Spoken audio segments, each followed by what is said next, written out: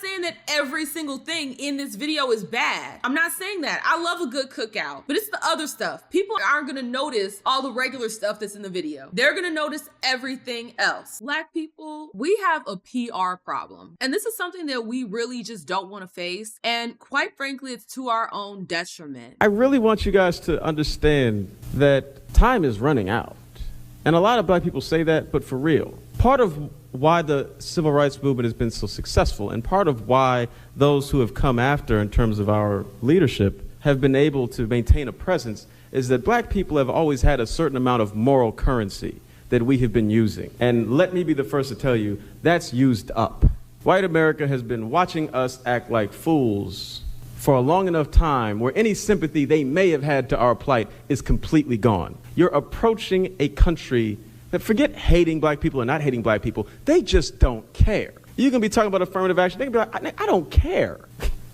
It literally is of no importance to me. I don't care about slavery, I don't care about segregation, I don't care about you, I don't care how many of you all go to jail, I don't care at all, because I'm broke. You can't be the proud, noble fighter when every single time someone sees a person that looks like you on television, they're acting like a damn fool. How would they know? How would they know you're not a damn fool? They're gonna talk to you? Yeah, right. I don't think we realize how we come across. People looked at us a certain way because of propaganda, and I will show you some examples of the type of propaganda I'm talking about, where they really push that narrative of black people being dangerous, being evil, wanting to just ravage white women, you know, just all of this nonsense that wasn't indicative of how black people actually were. We have now adopted personas and a culture that emulates the very stereotypes we were trying to fight against back in the 40s, 50s, 60s, etc. Long gone are the days where you could say that white media is the one pushing these agendas against us, pushing these narratives against us. We create the narratives ourselves. We push it out, we celebrate it, and then we wonder why everyone says that black, specifically black American culture, is toxic. I've made this distinction long before. I will make it again. The black culture I grew up in was not like this. Okay, the black culture I grew up in valued hard work, valued education, valued being respectable and not showing your tail in the store, because guess what? Your mom was gonna take you to the bathroom. If you are a black American millennial, you know exactly what I mean when I say take you to the bathroom. Black culture at one point in time, people looked at it as, okay, if you see a black kids, you know they're gonna be respectful because they mama don't play that. That was a part of the black culture, but now black culture is something that I don't even recognize anymore. And to be honest, I don't even want to accept it as black culture, because guess what? The culture I grew up in was not like this. The culture Justin grew up in was not like this. I really want us to get a grip, and I want us to understand that a lot of the problems that we're having now, okay, stop leaning on the problems of old. The problems that we are having now, we have caused them upon ourselves. Now, whether you want to say it was due to a psyop is neither here nor there. The information is out there to be better, to do better, but we refuse to do so. When we get out here and we complain about everybody mistreating us, when we get out here and we start movements like BLM and all this other stuff, we're just like, why won't these people treat us right? When we get out here and we create this narrative that everyone is just beating up on us, but then we come out and we celebrate things like this, do we not see the contradiction? Do we not see the hypocrisy in it? I'm gonna read the lyrics while we look at the video, and we're gonna see where this PR problem truly lies. Sexy Salon, Black American Princess, which I love that you're celebrating the fact that you are Black American. Love that for you. I'm probably posted up in the crib lighting incense. Lit B, I can get you touched in an instance. Now we're still pushing that idea, that agenda that we are violent. Okay, they already want to say that Black people commit all the violent crime and try to paint it like we're all like that. Here we are celebrating being violent or having access to violence. Okay, if you ain't Black, stay the F out the business. Bow.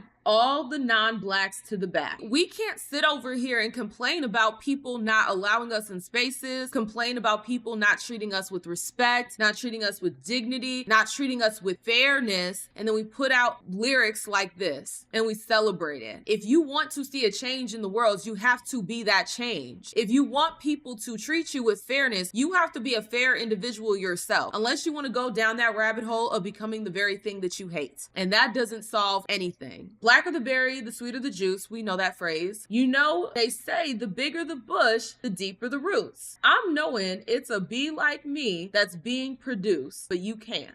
Outdo the doer, I'm doing the do. And then in parentheses, they have written, I ain't beefing with bees. They need to get in the booth. Okay, that's fine. That's fine to say, you know, you're a rapper, so I understand that. You know, when rappers have their little, you know, back and forth, okay, talk your ish in the booth. I feel you. Rather than calling on violence, saying you can get somebody touched in an instance, yes, tell people to get in the booth. They steady singing my name. I need to give them some tune.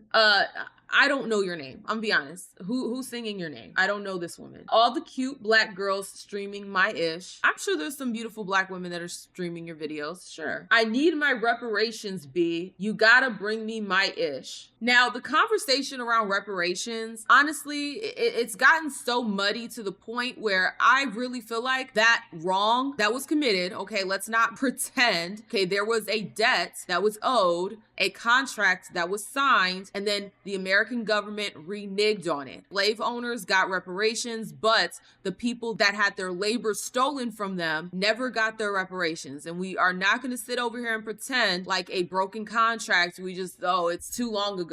There are ways to rectify this. It is still a debt owed. Whenever we get into a conversation about reparations, it's always the idiots that get the microphone, the ones who will bastardize the conversation and just make it seem like, well, I just deserve my check. Give me my check. You know what I mean? I think that there is something to be said about reneging on a contract, right? There is something to be said about that. The reason why the conversation around reparations, it's going nowhere is because of people like this. It's because of the people that get out there and they bastardize the entire conversation and they make it, you know, this thing where it's like, well, white people are the problem. They couple it together where it's like, oh, well, white people are the problem. We hate white people, all this other stuff, all this nonsense. And it muddies the water and it's counterproductive. I think part of it is on purpose. I think that people like this get propped up to say these kind of things about reparations in an effort to make it so that it never actually happens. And there's never any resolve for this problem. All these other communities, they received reparations, okay? The Japanese, they received reparations. The Jewish community, they received reparations. For some reason, when the conversation comes around Black Americans getting reparations, now all of a sudden, oh my God, we could never do that. The economy can never, even though we just shelved out millions and millions, probably trillions of dollars for illegals, people that aren't even supposed to be here. But for some reason, oh, we're just gonna do a full stop at rectifying a trauma that has been plaguing the United States for the longest. This is something that does need to be rectified. Okay, it does need to be rectified in one way, shape, or form. The longer we have idiots holding the microphone, bastardizing the conversation, it's never gonna go anywhere. And it makes me think that people like this are propped up for that very reason, to make the movement look stupid, to make the conversation dumb, to make it so that nobody takes the conversation seriously. Because as soon as I say something about reparations, their mind goes to people like this. These bees, my kids, I've been dreaming about fish. Okay, if you're Black American, you know what the fish dream means. Black bee, but my purse is Murakami. I don't know what that is. These black A roots go beyond me. You never supposed to put your purse on the ground, but I'm slamming this coin purse on the concrete. It goes back into, you know, if you're not Black, go to the back. We're upset that people look at us a certain way.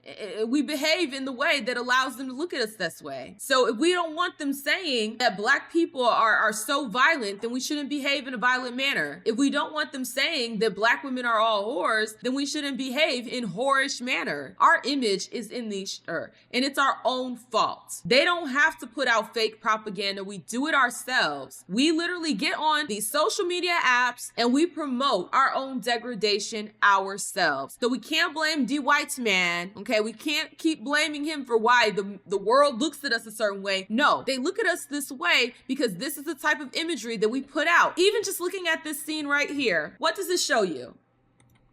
What is this saying about Black people, where you have these friendly looking white people? Oh, they're just coming with their raisin potato salad, which, ew. If you put raisins in your potato salad, you should lose your rights to make potato salad. But what imagery does this send? A bunch of friendly looking white people, but then we're making this face. This sends out the imagery that white people just want to come together and be friends, but we're just so nasty and evil and mean that we don't want to do it. We don't want to cross the aisle. We don't want to shake hands. All the 9 blacks to the back. All the 9 blacks to the back.